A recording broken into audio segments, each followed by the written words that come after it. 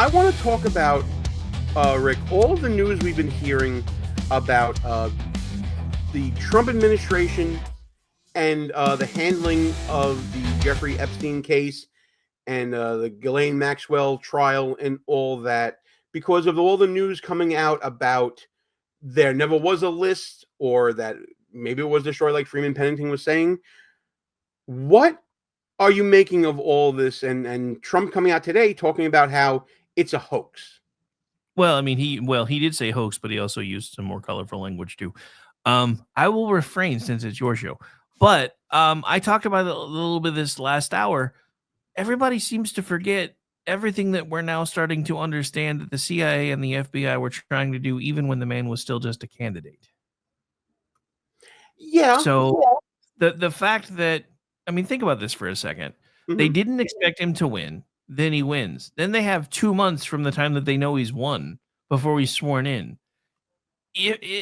First things first, if the man was on the list, if there was a list, do you really think the Democrats, when Biden came into office, wouldn't have said, "Oh, look what we found"? But here's the other thing. It would have been everywhere, absolutely. Even if that's the case, it would have been mutually assured destruction. So you cannot tell me that the people that with all the levers of power that knew they were on these lists, if there was such a list ever, didn't do everything they could, in that 2-month run up to Trump becoming president, because he started talking about it in his first term, that he wanted to get to the bottom of all of that stuff because it was something the Democrats were trying to use against him even back then. He's like, no, that dude, I kicked him out of my properties. He's not even allowed to be around me anymore. Blah, blah, blah, yada, yada, yada. But again, for 2 months, they had free reign to do whatever the hell they wanted to do. If there was a list, I guarantee you it doesn't exist anymore. Yeah. But here's the other thing. Right. Oh, sorry, go ahead. Okay, so what I was going to just bring up is I for those people, I just want to get everybody caught up. For people who don't know what I'm talking about, as far as Trump saying that it's a hoax, and I know that Freeman is all over this in the comments right now. I want to show everyone what Trump said and how he expounded upon his previous statement that this was a hoax. Take a look. I know you want to move past all this intrigue over the Epstein files, but I do want to ask you to clarify something you said this morning. You said this was all a hoax. Has your attorney general told you this was a hoax? What evidence have you seen of that? No, it's not the attorney general. No, I know it's a hoax. It's started by Democrats. It's been run by the Democrats for 4 years. You had Christopher Wray and these characters and Comey before him.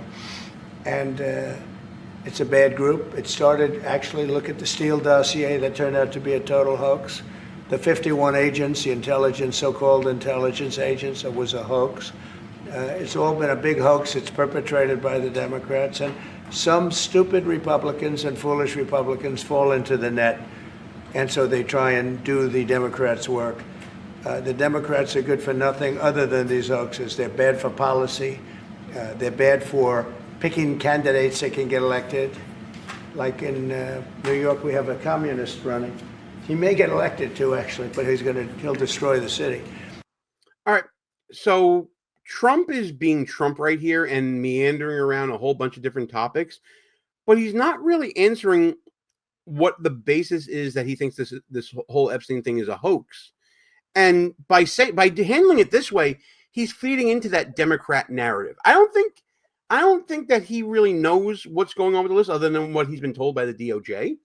I think you're correct, Rick, in saying that if his name was anywhere on any list like that, then certainly it would have been weaponized in 2024.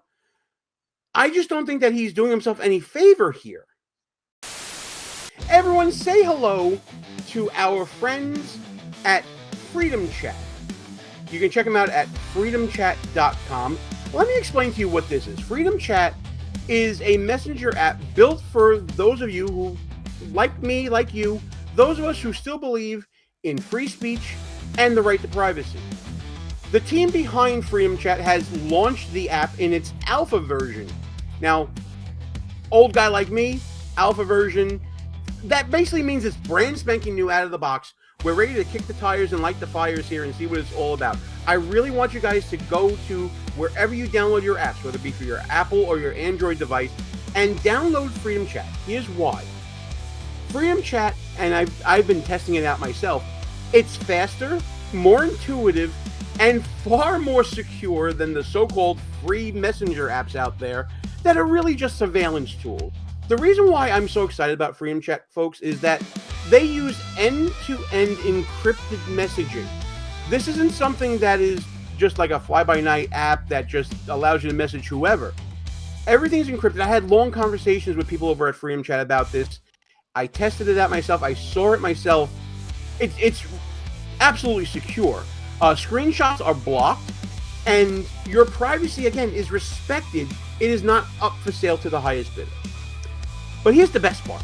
While you're on Freedom Chat, we have a channel on there now for Buffoon of the Week. So in addition to doing what they do for encrypting messages, Freedom Chat will also be there for us as a community, creating for us the ability to speak to each other. So what I can do on Freedom Chat is I can now go and I can look at content I haven't put out yet. I can look at what exclusives I want to give you behind the scenes. Rick's back with us now, and we can have. He never left. I did not kick you at all. Stop that right now.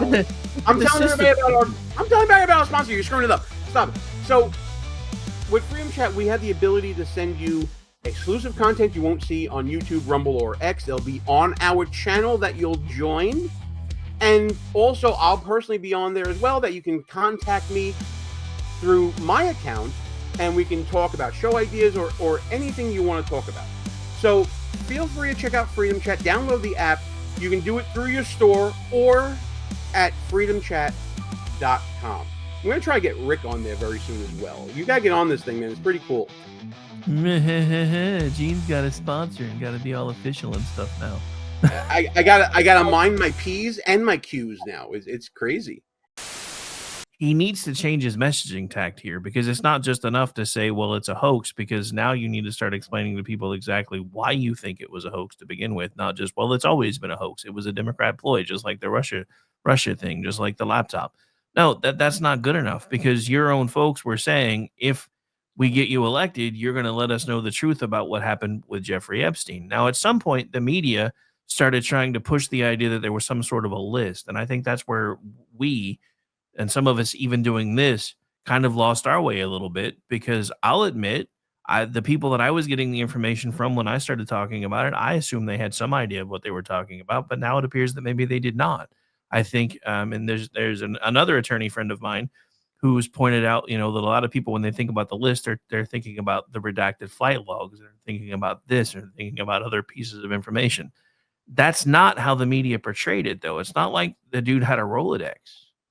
But even if he did, it doesn't exist anymore. There's no way. well, one person that would know whether there's a list, and the coffee grinder, one of our regular commenters here, brings this up. Alan Dershowitz was Epstein's defense attorney on this. He explained that he believes is the list that, pronouns, pal. Epstein's defense attorney has explained what he believes is the list that all are talking about. He has seen the evidence firsthand as first chair attorney. Yeah, but he's duty bound not to be able to disclose anything at this point. I'm not so sure. Okay, another comment from Court Grinder. The list is actually the testimony from victims that has been sealed by 2 judges in New York. Not even the DOJ can release the info. That could well be, but that also leads to a question that I think people are reasonably asking. Pam Bondi said everything was on her desk, right? Let's relive this clip from back in February. But before that, you wanted to say something, pal. Oh, no, because I knew where you were going. Go ahead and roll the clip. Well, you think you run things here? This is my show. They may be releasing the list of Jeffrey Epstein's clients. Will that really happen? It's sitting on my desk right now to review.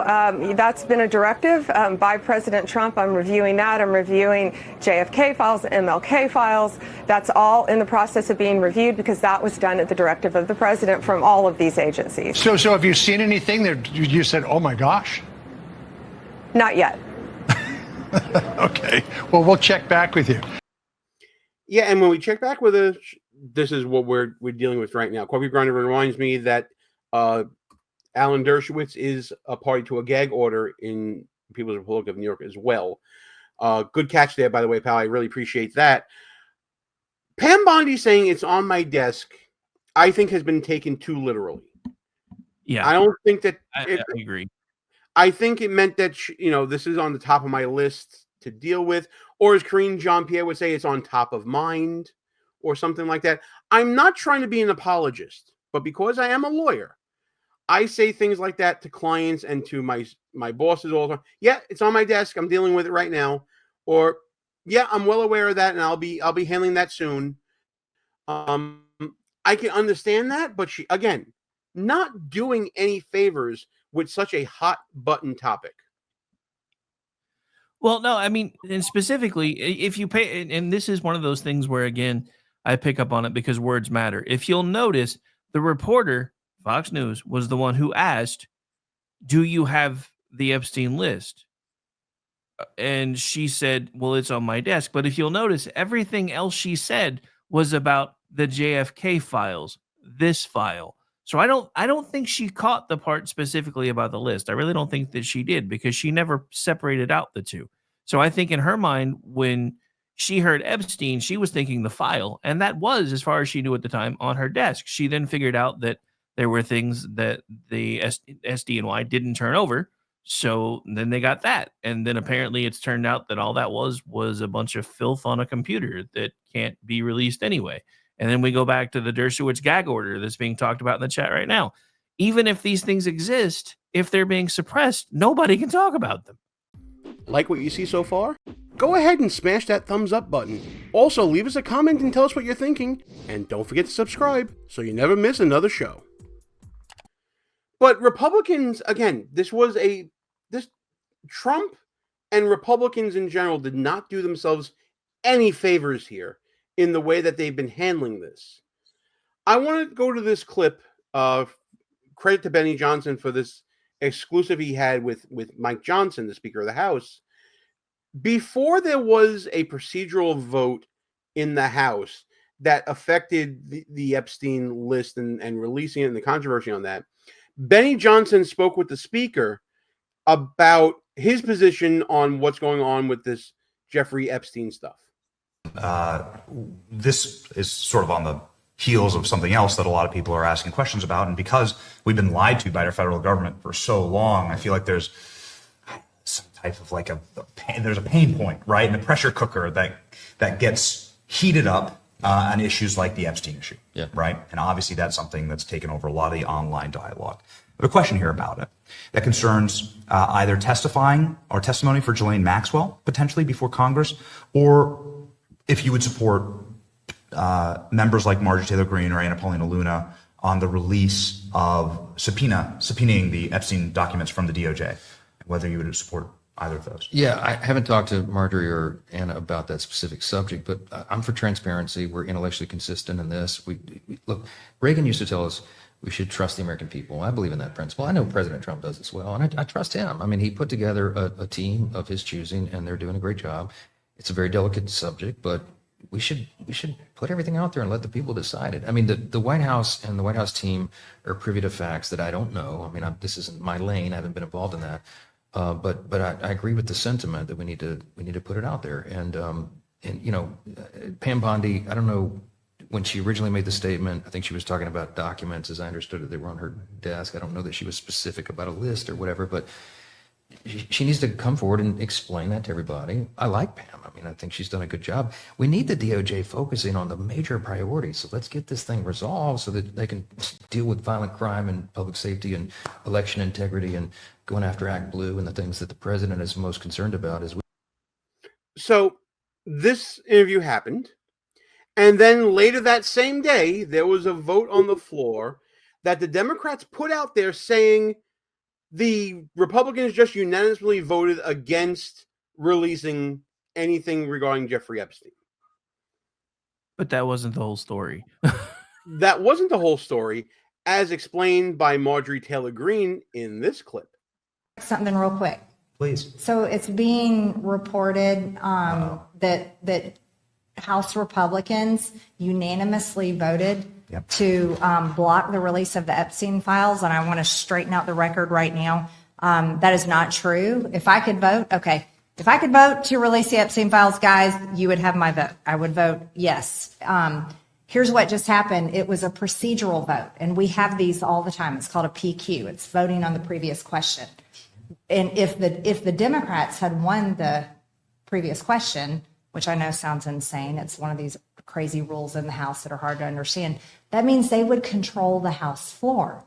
And that means they could bring up anything. They could bring up impeachment articles against President Trump. They could bring up a whole package of insane Democrat agenda items and force votes on the House floor on these things. That's what we voted against. We never allowed Democrats to have control of the House floor because we control the House floor. Yes. So it's a misunderstanding, and I just wanted to straighten that out. Okay. Dun, So dun, I mean dun. that comes from Marjorie Taylor Greene, but but in this case, she's accurate. That's exactly what happened. It was a procedural vote.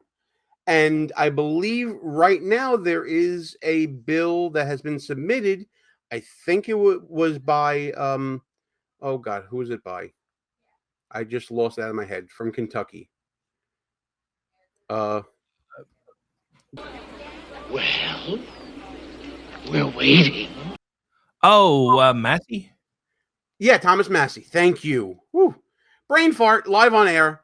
Gotta love it. Yeah, Massey, I think Massey and another gentleman, I think Tim Burchett, have submitted a bill to release the Epstein files. So that's going to be pending. Who knows what traction that will get. But again, I don't really care so much about whether or not files are going to be released this week, next week, the week after. I care about optics. One of the things we do here on the Buffoon of the Week channel is we look at the political optics of people's actions and determine whether or not they're stupid or not. The optics of Mike Johnson saying that he's for transparency and then this procedural vote happening on the floor, followed up by everyone on social media dogpiling on Republicans about this, it was not a good look, and it certainly, it rancored a lot of Republicans that care about this Epstein case. No, I mean, I wish I could say you're wrong. And this is one of the things that I don't.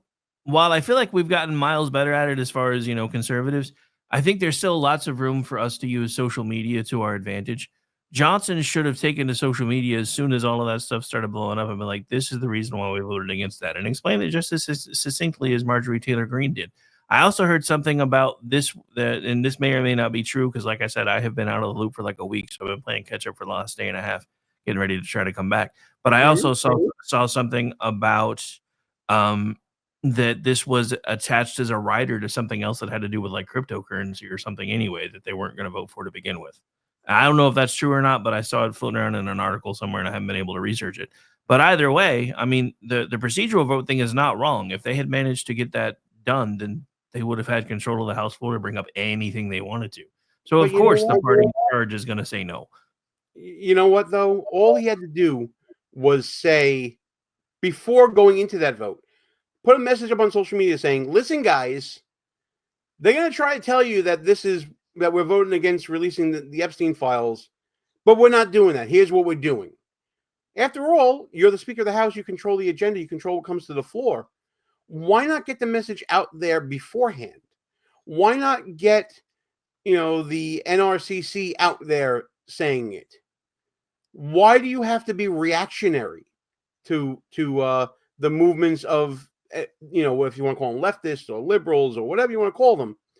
Why aren't you just being proactive and educating people, saying, hey, listen, a lot of people are going to be talking shit about us about this vote. Don't believe it. Here's why. No, I don't necessarily disagree. I mean, whether it happened either before or after, there should have been some sort of a social media statement put out. Before definitely would have worked better, especially because they knew that Republicans weren't going to vote for it for the very same reason that Marjorie Taylor Greene just pointed out. So, yeah, they probably should have been proactive with it and been like, this is what they're going to say. This is why this vote is likely about to go down this way, because if we do this in the way they want us to do it, then yeah. But again, for the people that want the red meat, I don't necessarily know if they would care that if this procedural vote had passed, then for the short term, for however long it takes, the Democrats would actually control the flow of information. I don't know enough about how that part of it works. But for the people that are just, seeing red at all of this, even if he had explained it, I don't know how many people would have been okay with even that explanation, because they have had all of this stuff pumped up for so long on both sides. Both sides were using the Epstein files as a cudgel over and over and over again, depending on who was in charge. And it was happening even on our side. I mean, I started even using the words Epstein list because everybody was. It never really occurred to me that there probably wasn't any type of a physical list because everybody was implying that there was. But the more I started thinking about it, when they started saying, well, there is no list, I'm like, there probably never actually really was a list per se. And this goes back to, I think it was Coffee Grinder pointing out that what they're talking about are the trial transcripts that have all been heavily redacted and heavily suppressed, and most people can't even talk about what's in them because gag orders, etc. And again, would releasing that really do any good for anyone, even if they did try to go through and redact the names of all the victims? Again, I'm not an attorney, but some of this stuff was happening when I was still in high school. I'm pretty sure some of it, the statute of limitations have got to have expired by now. Not on everything, but on a lot of it, I'm not even sure there's any ground there anymore. Folks, Rick was in high school in like 1947. Just think about how long this has been going on. Yeah, really? I'm not that old. Oh my God. By the way, you invoked his name, so say his name and he appears. The Coffee Grinder getting back to us with more sleuthing here.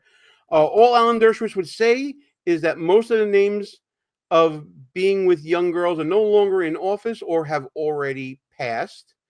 That is all he would say. Have your own thoughts about what he is saying. Thank you for that great contribution, my friend. I really appreciate that. Also, by the way, Coffee Grinder, shoot me an email and just let me know how everything else is going that we've talked about previously. The problem with what we've been saying, though, I have to go back to what Trump said today about Republicans who are persisting in trying to push this forward, what he called them. I think I'm going to be able to pull it up back in the previous clip that we had here, and then we're going to do some grift in a second. But I want to see if I can find that portion that he said here.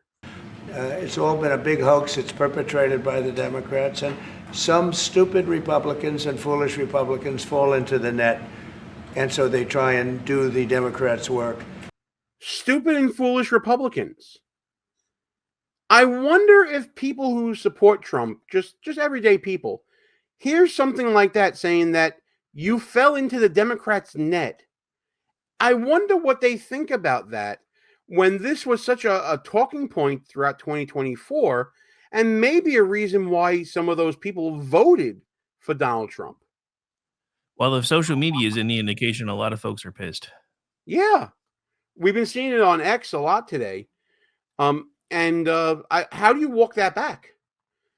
I mean, that's the thing. He can't walk it back. This is what I was talking about, and I don't remember if I've said it on this show yet or not. But he really needs to work on the messaging here, because it shouldn't have been about his supporters falling into a Democratic trap. It should have been the point that this was information that was controlled completely by the Democrats for the first 2 years of Joe Biden's term. They did absolutely nothing with it. Then even when Joe Biden was, for the second half of his term, they did absolutely nothing with it. So it's not just an us situation. This information has been being sat on for decades. And he could have even pointed out, because I'll be honest, I have been all over this stuff. I didn't know about the Dershowitz gag order till just now. I'll be honest, I didn't know. So there are things that he could have pointed out, been like, hey, there is no list. What they're talking about are the trial transcripts, and all of that stuff is being suppressed by a judge, and there's gag orders and everything else. So until we can figure out how to navigate all this stuff, we don't necessarily know what we're going to be able to do. But keep in mind, if there was any there, the Democrats had control for the first 2 years Biden was in office, and they did nothing with it either. So we need to start looking at that from both sides. And then, I don't know, I probably would have had one of my speechwriters look everything over, because I definitely would have pulled out the point about Dershowitz actually admitting that everybody that was involved is either no longer in office or dead. I mean, that could be a point of being able to, at least try to unruffle some feathers. since information isn't being released in the way everybody expected. I mean, there's all kinds of damage control things that he could have done. But again, this is Trump bull in a china shop, not Trump politician. Trump's never really been a politician. Even a decade in now, he still really doesn't know how to be one of those. He just says the first thing that comes off the top of his head. Sometimes it works well. Other times it does not. This is one of the reasons why I wish a lot of his press conferences didn't go for 93 minutes plus. I'm just being honest. No, and I get that. And then with Trump, you have to take the good with the bad, and I understand that as well. I just wish that everyone involved here, from Trump to Bondi to Johnson to Marjorie Taylor Greene, everybody involved here would have been a little clearer in what they were saying. You kind of said it before. Marjorie Taylor Greene was the clearest one in all the clips that we played. That should terrify everyone. That should terrify everyone. I agree. If you like that clip from our new show, Behind Enemy Lines, please subscribe to the channel, hit the notification bell so you don't miss any other shows, and tune in live every Wednesday night at 9 p.m. Eastern Time.